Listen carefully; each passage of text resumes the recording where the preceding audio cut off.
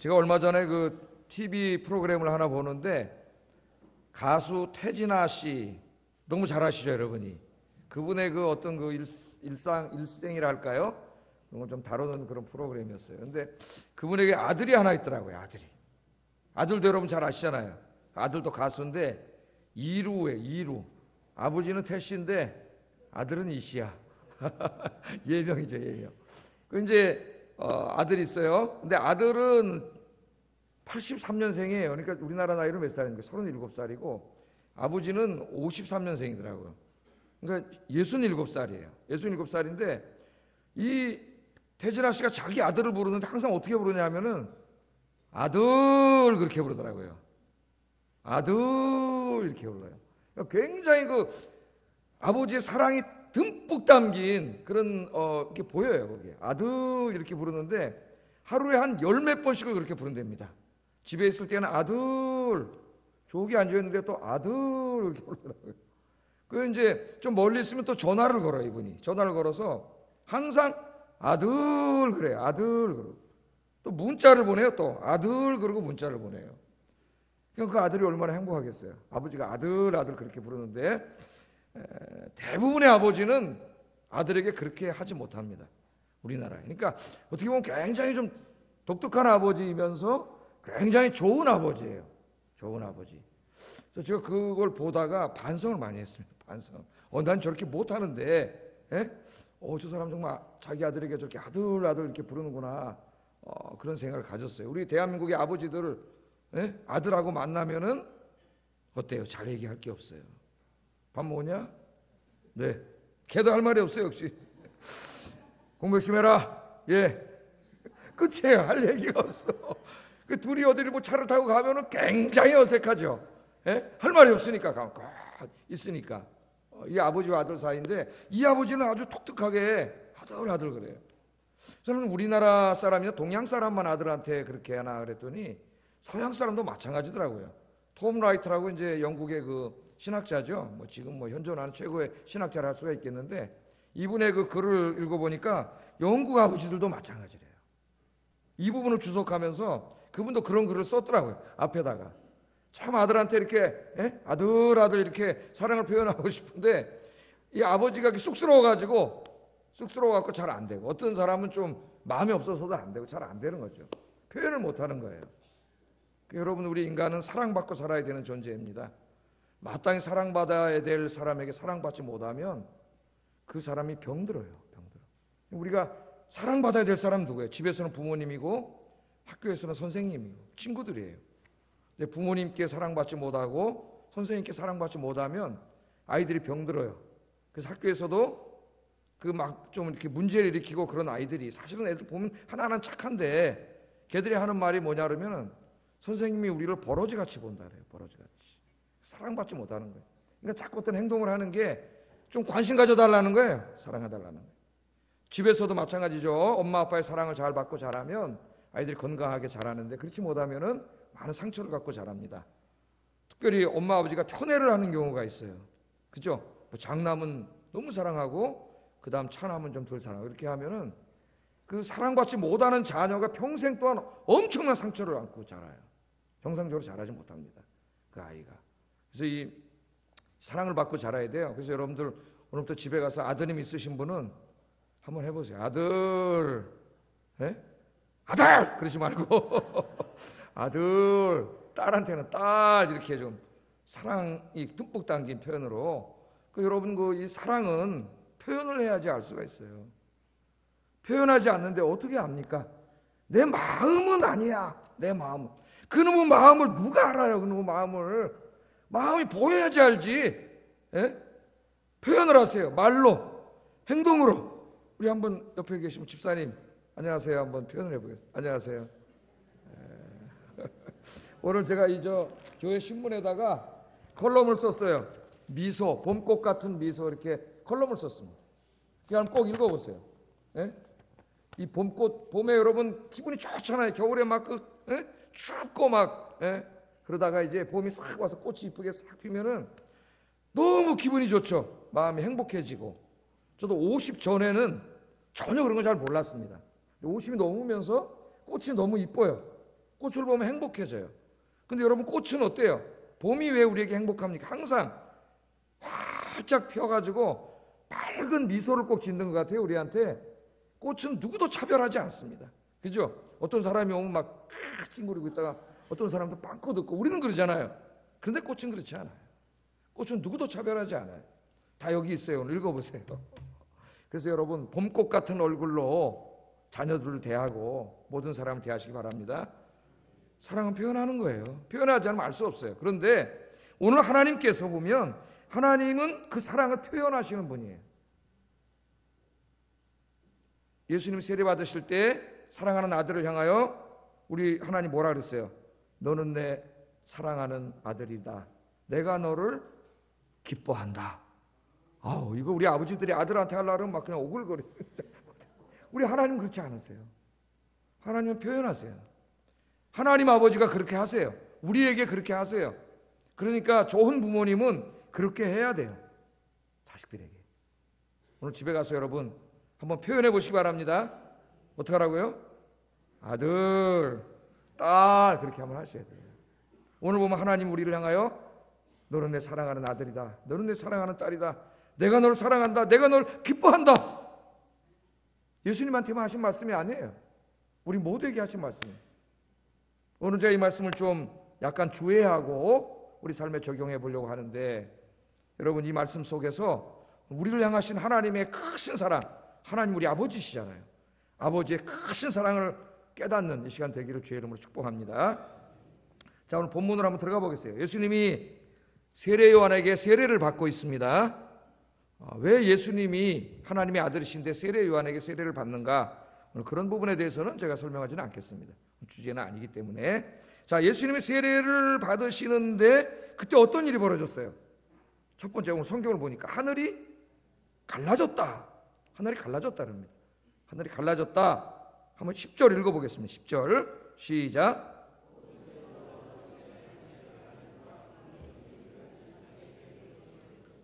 예수님이 세례를 받고 물에서 올라오시는데 하늘이 갈라졌다. 갈라졌다는 말은, 이 말이 원래는 찢어졌다는 말이에요. 그래서 이제 마가복음 1장이고 15장에 가면은 예수님이 십자가에서 돌아가셨을 때 어떤 일이 벌어져요? 지성소의 휘장이 찢어지죠. 그 찢어졌다는 말과 이 말이 같은 말이에요. 그러니까 예수님이 십자가에서 죽으실 때 우리는 지성소에 못 들어가지 않습니까? 하나님의 존전에 못 들어가죠. 그런데 예수님 십자가에서 죽으심으로 뭐 어떻게 됐어요? 그 지성소의 휘장이 찢어졌어요. 그래서 이제는 누구나 하나님의 존전에 들어갈 수가 있어요. 하나님을 만날 수가 있어요.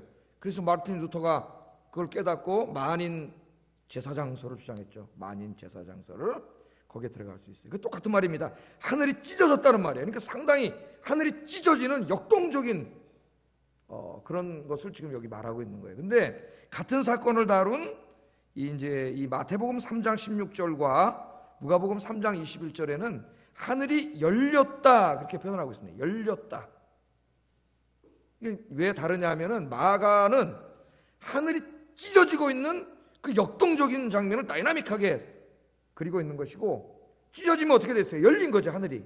그 열려있는 상태를 보고 쓴 성경이 누가복음과 마태복음이다, 그렇게 보면 되겠습니다. 그러니까 하늘이 찢어졌다는 말은 하늘이 닫혀 있었는데 하늘이 열렸다는 거예요. 그래서 그 하늘 안을 우리가 볼 수 있게 됐다, 그런 말이죠, 이 말씀이.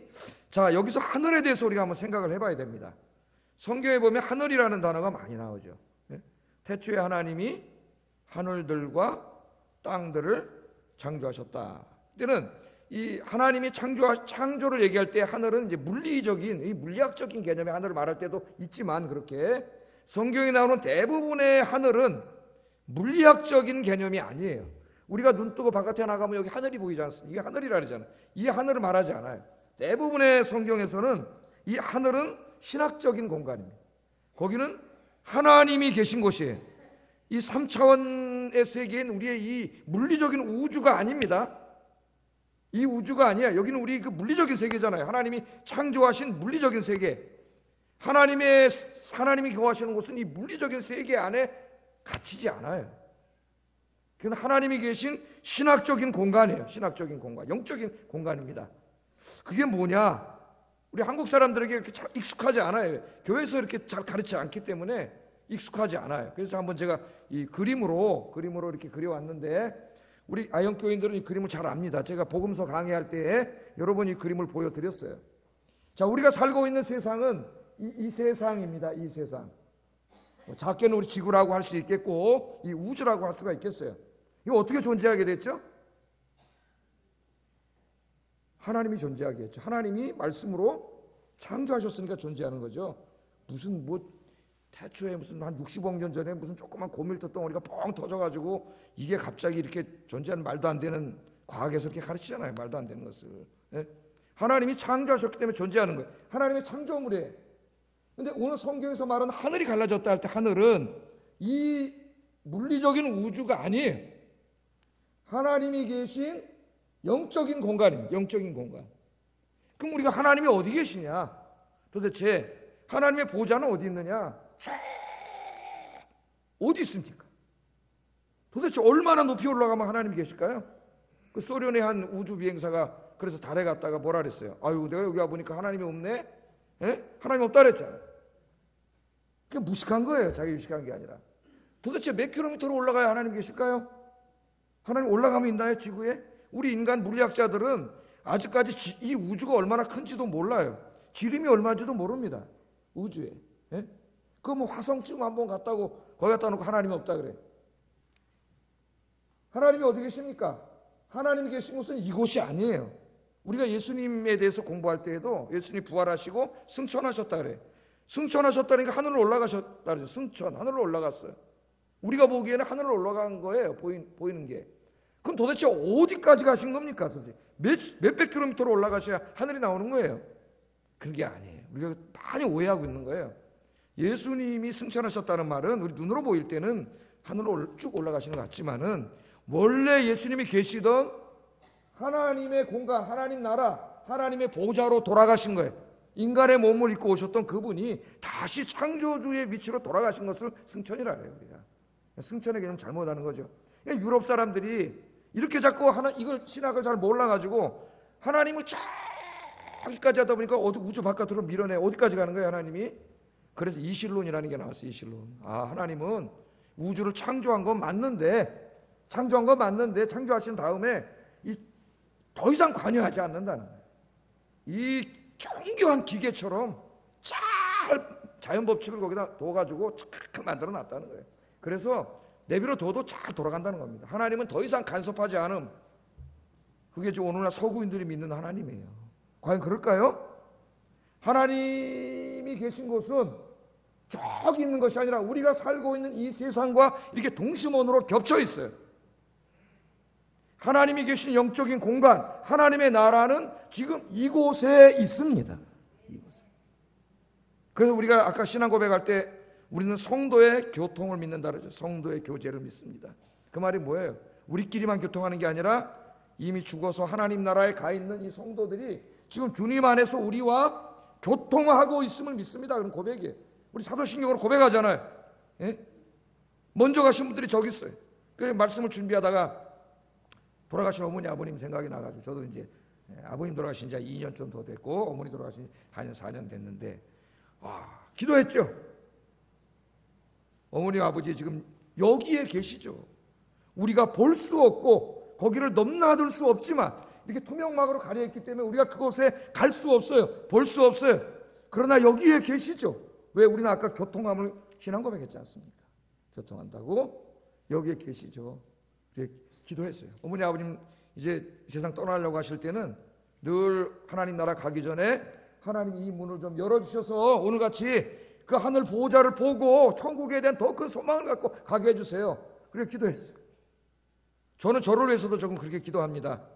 여러분도 기도하시기 바랍니다. 이 투명막으로 가려져서 이곳을 볼 수가 없습니다. 그래서 하나님 믿지 않는 사람들은 이곳을 절대 볼 수가 없어요.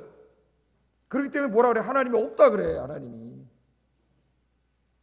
똑똑한 사람들이 자기 똑똑하다고 생각하는 사람 하나님이 없다 그래. 하나님이 왜 없어요? 하나님이 여기 존재하고 계신데 자기의 눈이 멀어서 못 보는 거예요. 육신의 눈으로만 보기 때문에 하나님 못 보는 거예요. 그러나 하나님이 저 하늘을 열으시고 여러분 믿음의 눈을 여시면 저곳을 볼 수가 있어요. 저곳을. 여러분은 볼 수 있는 여러분 되기를 주의 이름으로 축복합니다. 오늘 이 하늘문이 열렸다 그렇게 말해요. 성경에 보면은 하나님께서 이 하늘문을 열어주신 적이 있습니다. 드문 경우지만 하늘문을 열어주신 적이 있어요. 여러 군데 나오지만은 한 두 군데만 좀 찾아보겠습니다. 중요한 말씀. 사도행전 7장 56절에 보면은 스데반 이야기가 나오죠. 스데반이 돌에 맞아서 순교할 때 하늘문이 열렸어요. 열려진 하늘문을 봤습니다. 자, 읽어보겠습니다. 시작.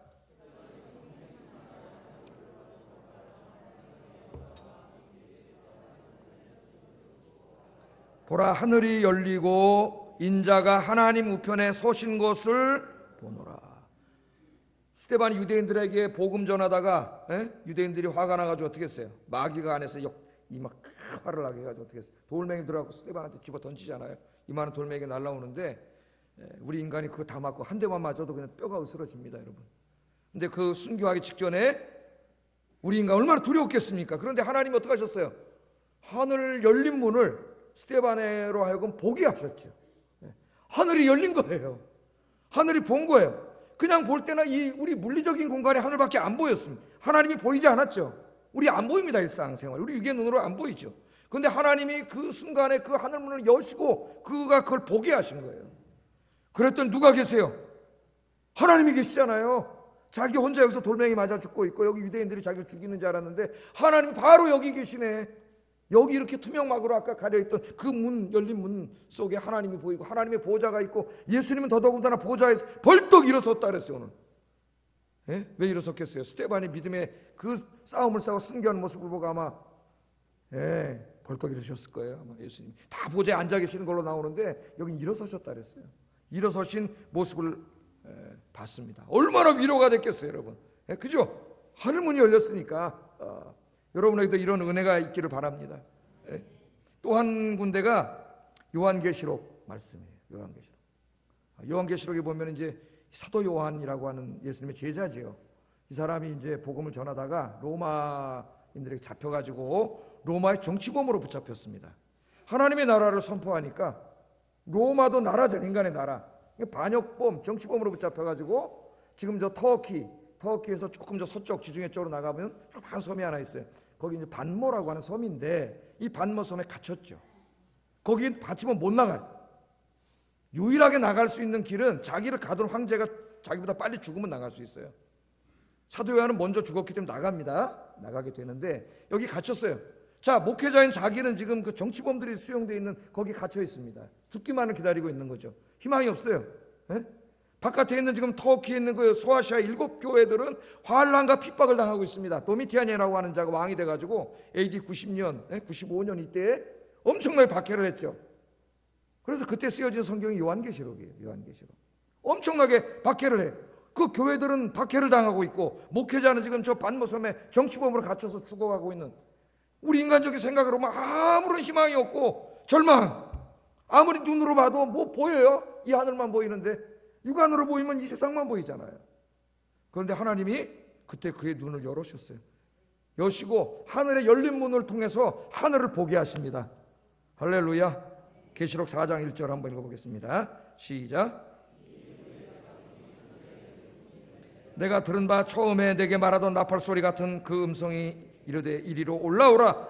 이후에 마땅히 일어날 일들을 내가 내게 보이리라 하시더라. 아멘. 그 절망의 순간에 하나님이 하늘 열린 문을 보여주셨습니다. 그곳에 누가 계세요? 하나님이 계시고 부활하신 예수님이 보좌에 앉아서 온 세상을 통치하고 계세요. 그때 사도 요한은 비로소 깨달았어요. 절망하고 있을 때는 저 로마 황제 도미티안이 온 세상을 다 다스리고 있는 줄 알았는데, 그래서 희망이 없는 줄 알았는데 실제로 보니까, 열린 문으로 보니까 이 온 세상을 다스리는 분은 저 도미티안이 아니고 누구예요? 부활하신 예수님이라는 걸 깨닫게 됐어요. 도미티안이라고 하는 저 인간 왕은 그 주님의, 진짜 왕인 주님의 밑에 있는 먼지도 안 되는 존재. 아시겠어요, 여러분? 이 땅의 권력자들이라고 하는 자들은 하나님 앞에 먼지도 안 되는 자들이에요. 먼지도 안 되는 자들. 거기 앉아서 권력을 남용하고 권력을 부리고 있는데 진짜 왕이신 주님이 다스리는 걸 알았죠. 그때 이 사도 요한에게 얼마나 큰 위로와 희망이 생겼겠습니까? 다 끝났는지 알았는데 끝난 게 아니에요. 보호자가 비어있는 줄 알았더니 보호자가 비어있지 않고 그곳에 주님이 계시잖아요. 지금도 여러분 주님께서 그 보호자에서 통치하고 계십니다. 잠깐 동안 악이 기승을 부리고 악이 이기는 것 같지만 제가 늘 말하잖아요. 악은 절대로 이길 수 없다고. 왜? 하나님이 살아계시기 때문에. 잠깐일 뿐이에요. 하나님의 때가 되면 하나님이 악을 심판하시고 이 땅에 의로운 하나님의 나라를 세우실 줄을 믿습니다.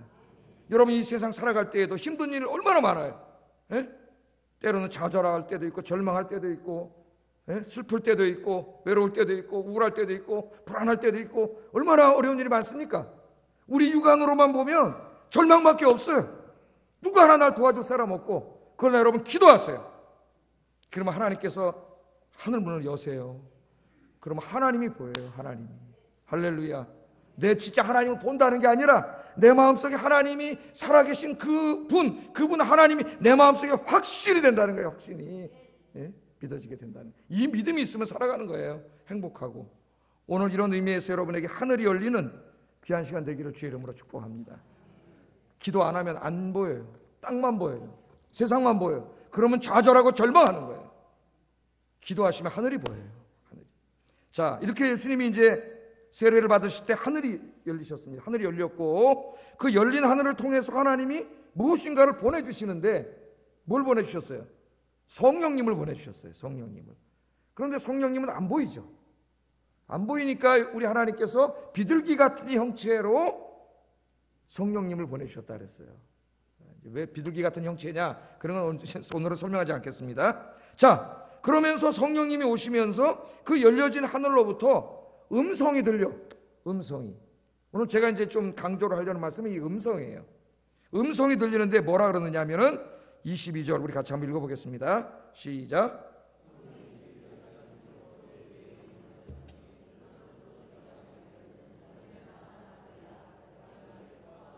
아멘. 그 하늘에서 성령이 내려오시고 음성이 들리면서 예수님을 향하여 하신 말씀이죠. 너는 내 사랑하는 아들이다. 내가 너를 기뻐한다. 하는 하나님의 음성이 들린 거예요. 이 음성이 들렸습니다. 자, 이 말씀은 너는 내 사랑하는 아들이라 신학적으로 간단히 설명하면 하나님께서 지금 세례 요한에게 세례를 받고 있는 저 나사렛 예수라고 하는 저 사람이 한 사람의 단순한 인간이 아니라 바로 그분이 누구예요? 하나님이시라는 거. 하나님의 아들이요 메시아요 구원자라고 하는 것을 하나님께서 분명하게 우리에게 어떻게 해주는 거예요? 알려주시고 확인시켜 주시는 거예요. 왜 알려주셔야 하죠? 모르잖아요. 우리가 인간의 몸을 입고 오실 때에도 인간이 태어나는 것과 똑같은 방법으로 여인의 배를 통해서 잉태하고 그렇게 나오셨어요. 아기의 모습으로 그렇게 나오셔서 자라셨습니다. 마리아의 아들로 요셉의 아들로 그렇게 자라셨어요. 근데 그분이 하나님인지 우리가 어떻게 합니까? 모르잖아요. 그 형제들도 믿지 않았는데 맨 처음에는. 그래서 이 세례를 받을 때 하나님께서 바로 세례받고 있는 저 사람이 단순한 요셉의 아들 마리아의 아들 예수가 아니라 바로 이 사람이 누구라고요? 이 사람이 하나님의 사랑하는 아들, 하나님이 기뻐하시는 자, 그가 바로 메시아요 구원자다 하는 것을 하나님께서 알려주시는 거예요. 알려주시는 거예요. 자, 그렇게 알려주셨습니다. 그런데 오늘 이 하나님이 하신 말씀은 구약 성경을 인용해서 하신 말씀이에요. 시편 2편 7절과 이사야 42장 1절 이 두 말씀을 이사야 42장 한번 읽어볼까요? 시작. 내가 너를 기뻐하노라. 저건 이사야 42장 1절 말씀. 너는 내 사랑하는 아들이라는 시편 2편 7절 말씀을 하나님께서 이렇게 복합해가지고 연합해가지고 말씀을 하신 겁니다. 자, 시편 2편 7절 이 말씀은 원래 다윗에게 하신 말씀이에요. 하나님 한번 읽어봅니다. 시작. 너는 내 아들이라. 오늘 내가 너를 낳았도다. 내게 구하라. 내가 이방 나라를 내 유업으로 주리니 내 소유가 땅 끝까지 이르리로다. 내가 철장으로 그들을 깨뜨리며 질그릇같이 부수리라 하시니라. 아멘. 이 시편 2편은 다윗이 시인데 다윗은 왕이죠. 그 왕권을 노래한 시편들이 있어요. 시편에 이런 건 이제 우리가 신학적으로는 제왕 시편이라 그래요. 제왕 시편. 제왕 시편 중에 하나인데 다윗이 왕이 됐습니다. 그럼 어느 시대든지 정권 교체기에는 상당히 사회가 혼란스럽고 안정되지 않죠. 다윗이 왕위에 올랐을 때 주변에 있는 여러 민족의 왕들이 모함을 했어. 함께 모여가지고 야, 요 이스라엘의 혼란기에 우리가 힘을 합쳐가지고 저 다윗을 쳐들어가자. 저걸 죽여버리자. 이렇게 모함을 했어요. 그래서 쳐들어오는 거예요. 그럼 이제 막 왕이 돼가지고 지금 나라도 이렇게 하기가 어려운데 주변 나라들이 막 이게 힘 합쳐서 쳐들어오니까 다윗이 어떻게 했어요? 상당히 두려웠겠죠. 두렵고 다윗의 삶의 위기가 온 겁니다. 그때 다윗이 두려워하고 삶의 위기가 찾아왔을 때 하나님이 다윗을 찾아오셔갖고 하신 말씀이 이 말씀이에요. 이 말씀. 뭐라 그래? 너는 내 아들이라. 시편에 이렇게 돼 있어요. 너는 내 아들이라. 오늘 내가 너를 낳았다. 하나님이 낳았다 그래요. 너는 내 아들이라. 오늘 내가 너를 낳았다. 그러니까 두려워하지 말고 불안해하지 말고 내게 구해라. 그래서 내게 기도해라. 내가 다 해결해 줄 테니까 기도해라. 이렇게 다윗에게 말씀을 한 거예요. 그래서 그 다음 시편을 읽으면 하나님이 구했을 때 두 가지를 약속해 주세요. 첫째는 뭐냐면 네 나라를 내가 땅 끝까지 이르게, 네 소유를 땅 끝까지 이르게 할 것이고 네 대적자들을 내가 다 빠사버리겠다. 이게 표준말로는 부숴버리겠다 그래서 성경. 경상도 말로 빠사버리겠다. 빠사버리겠다. 하나님이 그렇게 말씀 약속을 해 주신 거예요. 이 말씀에. 그런데 오늘 이 마가복음에 보면 이 말씀을 누구에게 적용하고 있습니까? 예수님에게 적용한 거죠. 예수님. 그러니까 예수님이 이제 온 세상의 왕으로 오셨다는 것을 말씀하는 측면도 있어요. 자, 하나님께서는 세례받으신 예수님에게 너는 내 사랑하는 아들이다. 내가 너를 기뻐한다. 그렇게 말씀하셨습니다. 마가는 이 말씀을 기록함으로 우리에게 뭘 지금 전하고 싶냐 하면은 앞으로 예수 믿고 세례받은 모든 사람들에게는 이 동일한 축복이 임한다는 것을 우리에게 알려주는 거예요. 예수님은 온 인류의 대표로 세례를 받으신 거예요. 예수님 세례 받으실 필요가 없죠. 그분이 하나님이신데 온 인류의 대표로 세례로 받으신 거예요. 예수님께서. 그래서 예수 믿는 사람들에게는 동일한 축복이 임해요.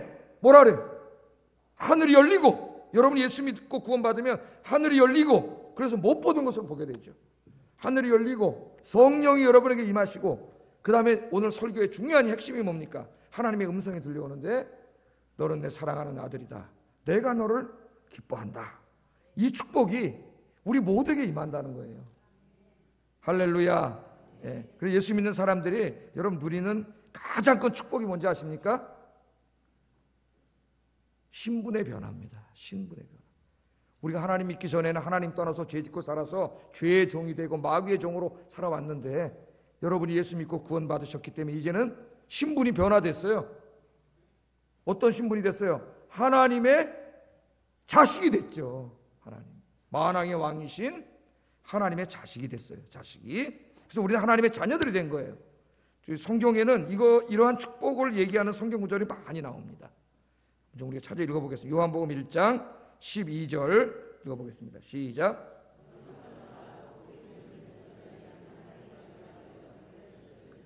영접하는 자 곧 그 이름을 믿는 자들에게는 뭐가 돼요? 하나님의 자녀가 됐어요.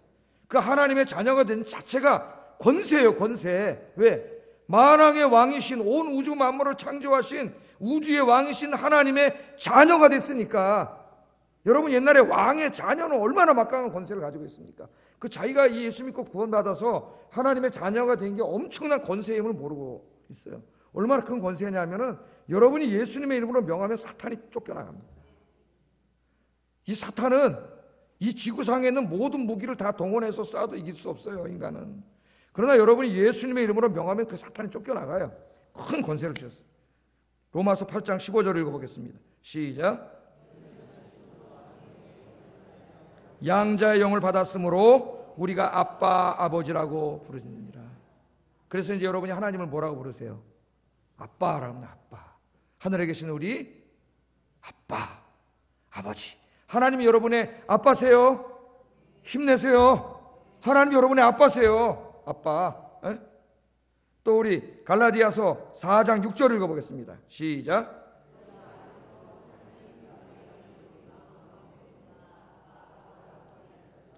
여기도 뭐라 그랬어요? 너희가 아들임으로 하나님의 아들이 됐죠? 하나님이 그 아들의 영을 우리 마음 가운데 보내사 하나님을 뭐라고 부르게 하셨어요?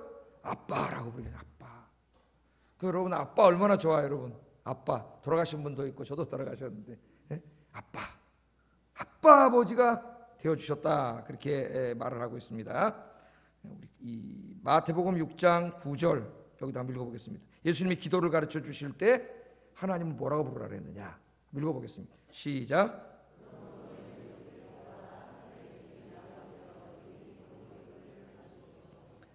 여기도 보면은 기도할 때 하나님을 이제 뭐라고 부르라고요? 아빠라고 부르라 그랬죠. 아빠라고. 하나님을 아빠. 이 당시에 유대인들은 하나님을 발음하지 못했습니다. 하나님을 발음하는 것을 신성모독이라고 생각을 했어요. 그 하나님을 뭐라고 발음했는지 몰라요. 우리는 그 자음을. 우리는 그 자음 네 자를 야훼라고 읽죠. 야훼라고 읽고 킹제임스 버전의 잘못된 번역을 따라가지고 우리나라 성경에는 여호와가 돼버렸어요. 여호와. 유대인들은 여호와라고 읽지 않고 아도나이라고 읽어요. 아도나이. 아도나이는 주님이란 뜻이에요. 주님. 그 영어 성경에는 다 뭐라고 써있어요. 정관사 쓰고 대문자로 Lord, Lord. 주님이라 그랬어요. 주님이라고. 그런데 우리 예수님 뭐라 그랬느냐? 그 하나님이 이제 니네 아버지라는 거예요. 아버지. 하나님을 뭐라고 불러요? 아버지로 불러라. 아버지로 불러라. 여러분 기도할 때 하나님 뭐라고 부르세요? 여러분 아빠세요. 잊지 마시기 바랍니다. 그러나 요새 우리 한국 사회에서 아빠가 하도 아빠 같지 않은 아빠가 많아가지고 어떤 아이들은 아빠한테 너무나 상처를 받아가지고 어떤 사람이 하나님이 아빠라면 난 하나님을 안 믿겠다 그랬대요. 아버지가 어떤 아버지인지 짐작이 가시죠? 여러분 하나님 그런 아빠가 아니에요. 가장 좋으신 아빠예요. 가장 좋으신 아빠 하나님이 아빠입니다. 우리는 예배 드릴 때 창조주 하나님이 우리의 아빠임을 아까 고백했습니다. 이미 뭐라고 고백했어요? 전능하사 천지를 만드신 하나님 아버지를 내가 믿습니다. 고백했죠. 전능하사 천지를 만드신 그 하나님이 나의 아버지임을 믿습니다. 그런 말이죠. 아버지. 믿습니까 여러분? 여러분 아빠가 계세요. 아빠가. 하나님 아빠. 하늘 아빠가 계세요. 하나님께서 우리의 아빠가 되어주셨습니다. 하나님 우리의 아빠이므로 아빠 노릇 해주세요. 아빠 노릇. 아셨죠? 우리는 이 광활한 우주의 고아가 아닙니다. 여러분을 너무나 사랑하시는 아빠가 계세요. 아빠 하나님이 지금도 계세요. 아빠 하나님. 시편 2편에서 다윗에게 약속하신 것처럼 우리의 아빠이신 하나님이 우리가 살아가는 데 필요한 모든 것을 풍족하게 공급해 주시고 우리를 해하려는 모든 대적자들로부터 우리를 지켜주십니다. 그분이 바로 우리의 아빠세요. 아빠. 여러분 이제부터 아빠 하나님 믿고 의지하고 사시기를 주의 이름으로 축복합니다. 다윗에게 뭐라 그랬냐면 네 소유가 땅 끝까지 이르게 하리라. 그렇게 말씀을 해주셨어요. 하나님께서는 사랑하는 아들 딸들에게 복을 주십니다. 가장 좋은 것으로 풍성하게 채워주십니다. 그러므로 하나님의 자녀들은 무엇을 먹을까 입을까 염려할 거 없어요. 왜? 하나님께서 다 채워주세요. 하나님께서. 우리 마태복음 6장 31절 32절에 보면 그러므로 염려하여 이르기를 무엇을 먹을까 무엇을 마실까 무엇을 입을까 하지 말라. 이는 다 이방인들이 구하는 것이라. 너희 하늘 아버지께서 이 모든 것이 너희에게 있어야 할 줄을 아시느니라. 아멘. 하나님이 우리 아빠 되심을 믿고 여러분 힘내서 살아가시는 여러분 되기를 주의 이름으로 축복합니다. 자, 우리 로마서 8장 32절도 한번 읽어보겠어요. 8장 32절 시작.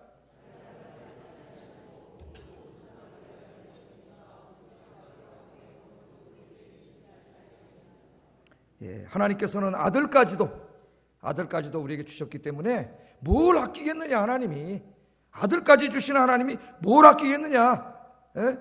아들을 주셨는데 하나님 뭘 아끼겠어요. 하나님이 다 우리에게 주십니다. 뿐만 아니라 하나님께서는 우리를 해하려고 하는 모든 대적들, 그것들이 사악한 자들이든 질병이든 자연재해이든 그것이 무엇이든지 이 모든 대적들로부터 우리를 지켜주실 줄로 믿습니다. 여러분이 우주의 고아가 아니에요. 아빠 하나님 계세요. 아빠 하나님 의지하고 여러분 살아가시기를 주의 이름으로 축복합니다.